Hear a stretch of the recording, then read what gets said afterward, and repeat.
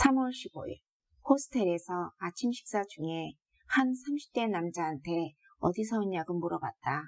그는 피츠버그라고 했다. 순간 그런 나라가 있나 싶었다. 내가 그게 어느 나라냐고 물어보니 속삭이듯이 러시아라고 했다. 그는 원래 우크라이나 사람인데 러시아에서 오래 살았단다. 그래서 기분이 매우 착잡하다고 했다. 얼마 전부터 러시아가 우크라이나를 침공했다. 그래서 여러 나라에서 러시아인의 입국을 거절하고 있다. 혹 죄책감에서 속삭이나? 그런 생각이 들었다. 사실 푸틴이 잘못한 것이지 그 나라 사람들이 잘못한 것이 아니지 않나. 오늘은 박물관 패스를 알차게 쓰기 위해 갈라타 박물관과 다른 두 군데 박물관을 갔다. 멀리 버스를 타고 갔는데 한 곳은 닫혀 있었고 다른 한 곳은 너무 부실했다. 그런데 이곳은 완전히 현지인들만 사는 동네다. 나는 이런 곳이 너무 좋다. 이곳에서 점심과 커피와 디저트를 먹었는데 여기는 관광지역의 가격의 3분의 1 수준이다. 이 점이 너무 좋다. 맛도 훨씬 편안하고 집밥 같았다. 관광지역 음식은 달았다. 친절은 오살나게 친절하다. 3월 16일 아침에 뉴저지에서 온 사람이랑 대화했다. 그는 러시아에서 12년 동안 살았는데 사실 전쟁 전부터 분위기가 이상했다고 한다.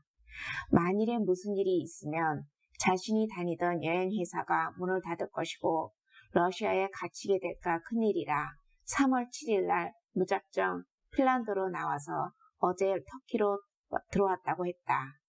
후에 러시아에 있는 여자친구가 합류하게 되면 같이 이탈리아로 여행 갈 계획이라 했다. 이런저런 얘기하다가 그의 여동생 이름이 한국 이름이라 내가 이상해하자 여동생이 아기일 때 한국에서 입양되었고 남다른 외모 때문에 10대 때 방황을 했었다고 한다. 형제들과 부모들이 잘해주려고 했지만 그의 빈 곳을 채울 수는 없었다고 했다.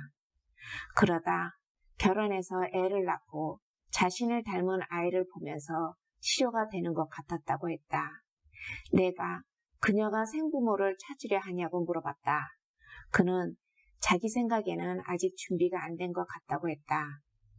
내가 혹 궁금해서 그녀가 같이 자란 다른 미국 사람이랑 혹시 다른 점이 있냐고 물어봤다. 나는 혹 코리아 DNA가 느껴지는가 싶어 물어봤다. 그러자 즉시 그는 정의에 대한 성질이 다른 것 같다고 했다. 예를 들면 그녀가 초등학교 때 약한 애를 괴롭히는 아이들과 크게 싸운 적이 있었다고 했다. 그런 일은 본 적이 없었다고 했다. 정의에 대해서 미국 사람들보다 강한 의지가 있는 것 같다고 했다. 지금은 사업도 잘하고 가정도 잘 지키고 그리고 잘 산다고 했다. 자신보다 훨씬 낫다고 했다. 난 마음으로 참 뿌듯했다. 그리고 참 다행이란 생각을 했다. 내가 어제 만난 러시아인에 대해서 얘기하자 자신의 룸 동기인데 실제 그는 우크라이나이고 러시아에서 살고 있다고 했다. 그 말에 그 남자의 입장이 이해되었다. 자신이 우크라이나라고 말하면 그럼 조국을 위해서 싸우지 않고 여기서 뭐하냐고 할 것이고 러시아인이라고 하면 푸틴? 전쟁? 지금 뭐하는 짓이냐? 같은 소리를 들을 텐데 그래도 후자가 낫긴 낫다. 갈라타 유럽 지역을 돌아다니다 돌체르트 궁전을 갔다. 한 사람당 200리라를 냈다. 옛날 왕이 살았던 곳, 화려하다. 구석구석 화려하다. 생각해보면 그 당시에 우리나라는 참으로 가난했다.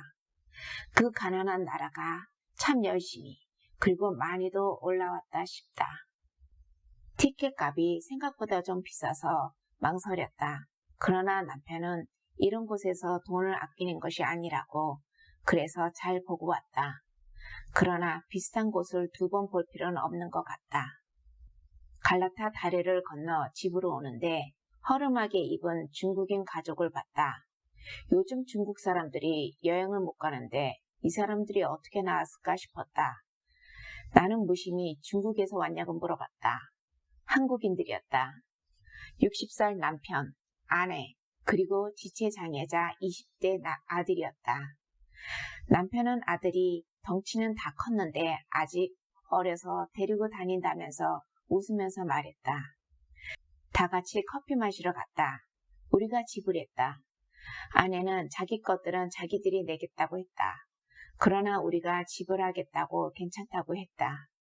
대화하는데 그들은 2월 중순에 나왔고 3월 27일 날 돌아간다고 했다. 남편은 타일 작업을 하는 일일 노동자고 직장 다닐 때보다 월급은 적지만 훨씬 행복하다고 했다. 돈이 좀 모이면 이렇게 가족끼리 여행을 하며 다니고 아이들이 어릴 때는 다녔는데 현재 둘째 아들은 군대에 있다고 여행 다니면서 비행기 빼고 그 외의 돈은 일절 안 쓴다고 투어는 아예 안 하고 대중교통으로도 다 다닐 수 있다고 밥은 식재료 사서 호스텔에서 해먹고 아까 궁전에 갔는데 입장료가 있다고 해서 전문 사진만 찍고 왔다고. 우리는 입장료 써서 구경 다 했는데 그 말은 차마 못했다. 영어도 안 된다. 여기저기서 실수한 얘기를 하면서 미소가 듬뿍이다. 이스탄불에서 이즈미르로 가야 하는데 발음이 안 돼서 에르론인가에서 내리게 되었다고. 그것도 정반대 방향으로. 터키 가장 외곽이며 국경 근처 작은 마을. 참 영어도 안 되고 날은 저물고 주변에 아무것도 없는 곳에서 내렸는데 두 부부는 그 얘기를 하면서 깔깔 웃는다. 겁이 났죠. 뭐 그래도 이런 기회 아니면 언제 이런 곳에 와보겠어요. 그러면서 또 한박 웃는다. 참 어이가 없으면서도 보기 좋았다. 젊은 나이도 아닌데 티벳에서 산소 부족으로 응급실에 갔던 얘기를 하는데 세상에 심장이 철렁하지 않으셨어요? 했더니 그랬죠. 그게 천천히 갔으면 적응을 해서 괜찮았을 텐데 그냥 마음이 급하는 바람에 그냥 갑자기 고도로 가는 바람에 그래도 뭐 이틀 후에는 멀쩡했어요. 그러면서 또 까르르. 참네. 난 이런 한국인은 처음 본다. 이런 서양인은 있었다. 그것도 많지 않다. 게다가 20대 지체 장애 아들, 넉넉하지 않은 경제, 젊지 않은 나이, 작정하면 충분히 걱정하면서 살 수 있는 조건이었다. 그러나 그들은 얼굴에 웃음이 떠나지 않는다. 나는 그쪽 남편이 웃으면서 아들이 덩치는 다 컸는데 아직 어려서 데리고 다닙니다. 할 때부터 마음에 들었다. 편견에 매이지 않는 모습, 자기의 인생을 독자적으로 사는 모습이 너무 좋다. 이분들이 영어가 좀 되고 돈이 넉넉하다면 어딘들 어떻게 해서든 살아남을 수 있겠다. 내가 존경하지 않을 수 없는 사람들이다. 후에 가성비 쩌는 식당을 발견했다고 연락이 왔다. 그러나 전화 연결이 잘 안 됐다. 그러자 전화로 3번씩 오고 문자로도 오고 카톡으로도 오고 그 식당을 알려주려고 계속해서 시도했다. 그러나 나는 그냥 식당이 식당일 뿐 아닌가 뭘 그렇게까지 하는 생각이 들었다. 내 느낌으로는 그들 나름대로 커피값에 대한 보답을 하려는 것 같다. 그런 태도도 마음에 들었다. 갚을 줄 아는 사람들이었다.